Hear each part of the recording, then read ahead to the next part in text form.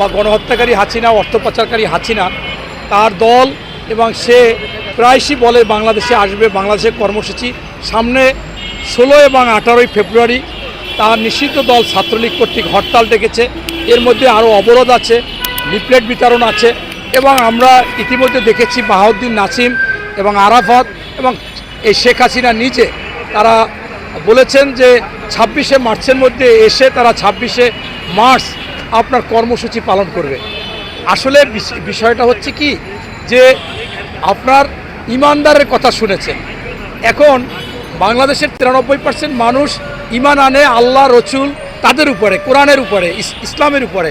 আর এই শেখ হাসিনা বা তার দল ইমান এনেছে হারামিপানার উপরে, মুনাফিকির উপরে, মিথ্যাচারের উপরে, অর্থ পাচারের উপরে এবং আপনার এই বাংলাদেশের সকল শাসনকে এতভাবে আজ্ঞাবহ করেছিল, ফরমাইশি করেছিল যে জনগণ বলতে বাধ্য হয়েছিল যে এই কোর্ট সেই কোর্ট সব শেখ হাসিনার পেডিকোট। এটারও একটা কারণ ছিল, কারণ সর্বোচ্চ আদালত তাকে রং হেডেড বলেছিল। এই জন্য আদালতকে দেখাই দিয়েছে যে তুমি রং হেডেড বলো আর আমি তোমার কোর্টকে আমার পেডিকোট বানাচ্ছি। তাই সেই খুনি হাসিনা ভারতে বসে তার অবৈধ পয়সা দিয়ে ওখানে বিজেপি বা ওই সরকারের কাউকে, এমনকি আপনার মনে করেন ময়ূক রঞ্জন একজন সাংবাদিক আপনাদের কলঙ্ক, আপনাদের মান সম্মান ক্ষুণ্ণ করেছে, উন্মতের মতো টাকা পেয়ে যা তা বলতো। তাই আমি আপনাদের কাছে হাস্যকর হবে, জনগণের কাছেও হাস্যকর হবে যে আমি মাঝে মাঝে বলি যে শেখ হাসিনার তো যৌবন নাই, মেয়াদ উত্তীর্ণ হয়ে গেছে, আর ওপরে মুদিরও যৌবন নাই, মেয়াদ উত্তীর্ণ হয়ে গেছে। এই মেয়াদ উত্তীর্ণ বা আপনার টাইম ওভারের যে বিষয়গুলো সেইগুলোর মিলনে বা মেলামেশায় কোনো কিছু হওয়ার সম্ভাবনা নাই। এতে আমরা বলতে পারি গ্রামে যে বলে যে ঘোড়ার আন্ডা হবে, উনি যে এই আন্দোলন সংগ্রাম দিচ্ছে এটা ঘোড়ার আন্ডার হইতে পারে।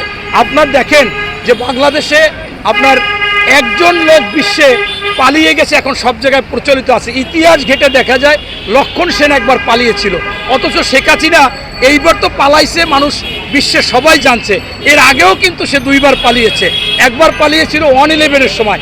আমার নেত্রী বেগম খালেদা জিয়াকে বলছিল যে আপনার যেতে হবে, উনি বলেছিল যে বিশ্বে কোথাও আমার কোনো ঠিকানা নাই, বাংলাদেশই আমার একটা ঠিকানা। পরবর্তীতে তার সন্তানকে, যিনি আজকে বিএনপির ভারপ্রাপ্ত চেয়ারম্যান মহোদয় তারেক রহমান, তাকে মেরুদণ্ড ভেঙে দিচ্ছে, অত্যাচার করেছে, নির্যাতন করেছে, বলছে আপনার সন্তানদেরকে মেরে ফেলা হবে। তখন উনি বলেছে যে আমার 2 সন্তান চলে গেল, বাংলাদেশে আমার কোটি কোটি সন্তান আছে, তাদের নিয়ে। কিন্তু এই আমার নেত্রী পালিয়ে যায় না। শেখ হাসিনা সেই 1/11-এ পালিয়ে গিয়েছিল, তাকে ঢুকতে দেবে না, বেগম খালেদা জিয়া আন্দোলন করে তাকে ঢুকিয়েছিলেন। এর আগে ওনার বাবাকে যখন নির্মমভাবে হত্যা করে সেই সময় উনি ভারত থেকে বাংলাদেশে এসে সাথে সাথে আবার পালিয়ে চলে গেছে। এই 3বার পালিয়েছে এই শেখ হাসিনা।